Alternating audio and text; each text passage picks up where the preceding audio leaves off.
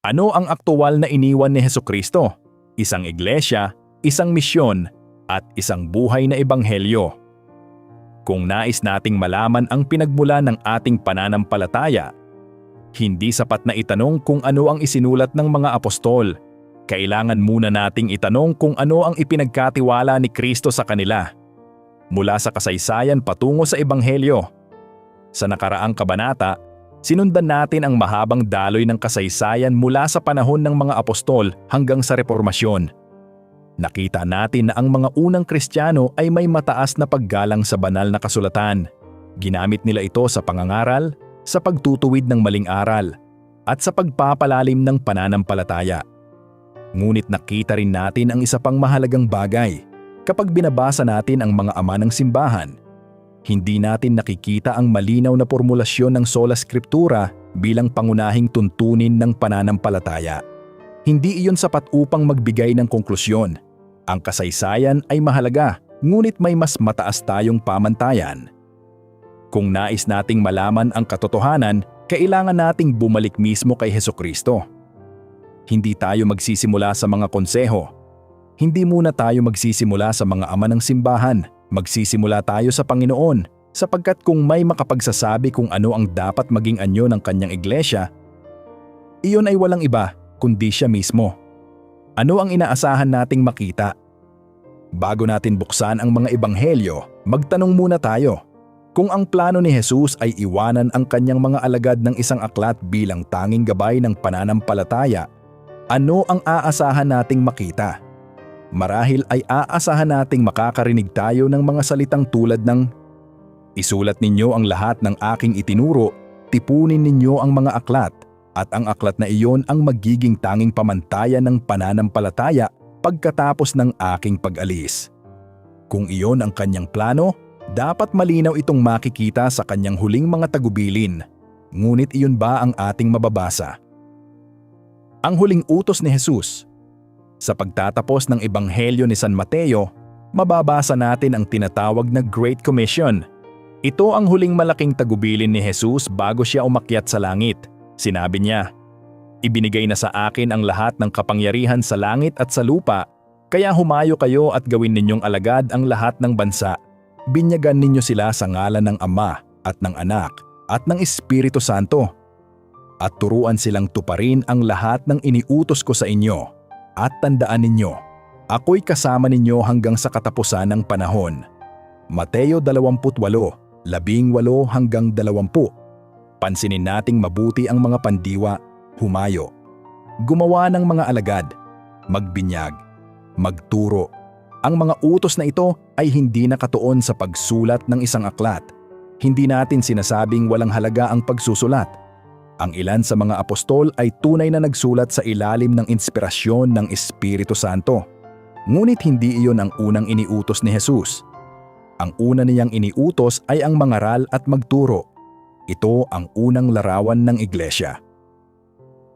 Kung paano ako sinugo ng Ama.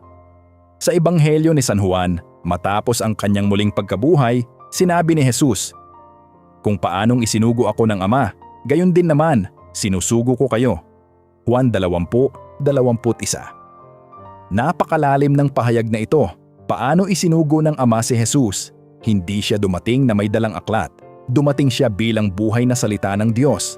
Nangaral siya, nagturo siya, nagpagaling siya, nagtipon siya ng mga alagad.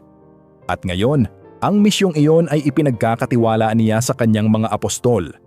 Hindi nila papalitan si Kristo. Ngunit sila ang magiging mga saksi ng kanyang ginawa at itinuro. Ang nakikinig sa inyo ay nakikinig sa akin. May isa pang pahayag si Jesus na napakahalaga sa usaping ito. Sinabi niya, "Ang nakikinig sa inyo ay nakikinig sa akin. Ang nagtatakwil sa inyo ay nagtatakwil sa akin." Lucas 10:16. Hindi sinabi ni Jesus, "Ang makikinig lamang sa inyong isusulat ang nakikinig sa akin." Ang kanyang sinabi ay nakatuon sa mga taong kanyang isinugo.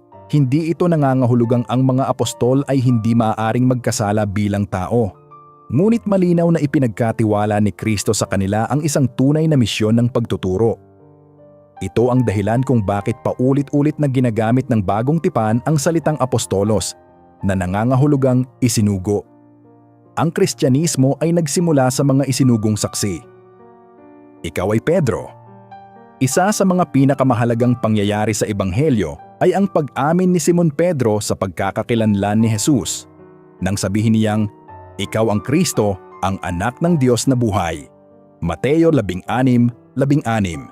Sumagot si Jesus, "Ikaw ay Pedro, at sa ibabaw ng batong ito ay itatayo ko ang aking iglesia." Mateo 16:18. Maraming pagtalakay ang maaaring gawin tungkol sa kahulugan ng batong ito. Hindi pa iyon ang layunin ng kabanatang ito. May isang bagay lamang tayong nais pagtuunan ng pansin. Sinabi ni Jesus, "Itatayo ko ang aking iglesia." Hindi niya sinabi, "Isusulat ko ang aking aklat." Hindi niya sinabi, "Mag-iiwan ako ng isang koleksyon ng mga aklat bilang pangunahing larawan ng aking kaharian." Ang unang bagay na ipinangako ni Kristo ay ang pagtatatag ng kanyang iglesia. Ang salitang ginamit ni Mateo ay eklesya, isang natitipong pamayanan, hindi isang aklatan. Ang iglesia ang unang realidad na binanggit ni Kristo. Ang aklat ng mga gawa, ang unang larawan ng iglesia. Kung nais nating makita kung paano isinabuhay ng mga apostol ang utos ni Jesus, kailangan nating buksan ang aklat ng mga gawa. Ano ang ating makikita? Makikita natin silang nangangaral sa mga lansangan, nagpapagaling ng mga may sakit, nagbibinyag, nagpapahayag ng ebanghelyo, nagtatalaga ng mga diakono, nagpapadala ng mga misyonero, nagtatatag ng mga lokal na simbahan. Ngunit wala tayong mababasang naghihintay muna silang mabuo ang bagong tipan bago sila kumilos. Sa halip, sinabi ni San Lucas, nanatili silang tapat sa turo ng mga apostol. Mga Gawa 2:42.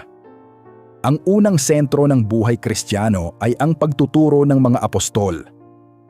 Nang dumating ang unang malaking krisis, hindi nagtagal, dumating ang isang napakahalagang tanong. Kailangan bang tuliin ang mga hentil upang maligtas? Hindi ito maliit na usapin. Kaligtasan mismo ang nakataya. Kung ang unang iglesia ay gumagana ayon sa prinsipyong Biblia lamang, maaaring asahan nating may magsasabing, hanapin natin ang tamang talata. Ngunit hindi iyon ang nangyari. Sa halip, nagtipon ang mga apostol at mga matatanda sa Jerusalem. Nagkaroon ng mahabang talakayan. Nagsalita si Pedro. Nagpatotoo sina Pablo at Bernabe. Nagbigay ng buod si Santiago. Pagkatapos ay nagpadala sila ng liham sa iba't ibang simbahan. At sa liham na iyon ay mababasa natin ang kahangahangang pangungusap. Minabuti ng Espiritu Santo at namin. Mga Gawa 15:28. Napakahalaga ng pangyayaring ito. Ito ang unang konseho ng iglesia na malinaw na naitala sa bagong tipan. Hindi nila ipinakilala ang kanilang pasya bilang simpleng personal na opinyon. Naniniwala silang ginagabayan sila ng Espiritu Santo sa kanilang ministeryo. Ang iglesia bilang haligi ng katotohanan. May isang talatang madalas hindi napapansin sa mga usapan tungkol sa awtoridad. Isinulat ni San Pablo kay Timoteo. Ang sambahayan ng Diyos na siyang iglesia ng Diyos na buhay, ang haligi at saligan ng katotohanan. Unang Timoteo 3:15. Pansinin ang hindi sinabi ni Pablo. Hindi niya sinabing ang Biblia ay walang halaga. Sa katunayan, sa susunod na liham ay tatawagin niya itong kinasihan ng Diyos. Ngunit nang ilarawan niya ang haligi at saligan ng katotohanan, ang tinukoy niya ay ang iglesia. Hindi ito nangangahulugang mas mataas ang iglesia kaysa sa salita ng Diyos. Sa halip, ipinakikita nitong ang iglesia ang pamayanang pinagkatiwalaan ng Diyos upang ingatan, ipangaral, at ipasa ang kanyang salita. Isang mahalagang pagmamasid. Kapag pinagsama-sama natin ang apat na ebanghelyo at ang aklat ng mga gawa, may isang malinaw na larawan ang unti-unting nabubuo. Si Jesus ay nagturo. Ang mga apostol ay nakinig. Pagkatapos ay isinugo sila upang mangaral. Nagtatag sila ng mga simbahan. Nagtalaga sila ng mga pinuno. At habang lumalawak ang iglesia, ang ilan sa kanilang pangangaral ay naisulat at naging bahagi ng bagong tipan. Sa madaling salita, una ang kapahayagan, pagkatapos ang iglesia, pagkatapos ang pangangaral, pagkatapos ang mga isinulat. Napakahalaga ng pagkakasunod-sunod na ito sapagkat kapag nabaligtad natin ito, mababago rin ang ating pag-unawa sa awtoridad sa loob ng Kristyanismo. Ang tanong na magdadala sa atin sa susunod na kabanata, kung ang unang iniwan ni Kristo ay isang buhay na iglesia, kung ang mga apostol ay unang nangaral bago nagsulat, kung ang ebanghelyo ay unang ipinasa sa pamamagitan ng buhay na pagtuturo, ano ngayon ang tinatawag nating banal na kapahayagan? Ano ang kaibahan ng kapahayagan, tradisyon, at kasulatan? Paano naging salita ng Diyos ang Biblia? At bakit hindi nagsimula ang Kristyanismo sa isang aklat? Iyan ang ating sisimulang pagnilayan sa susunod na kabanata.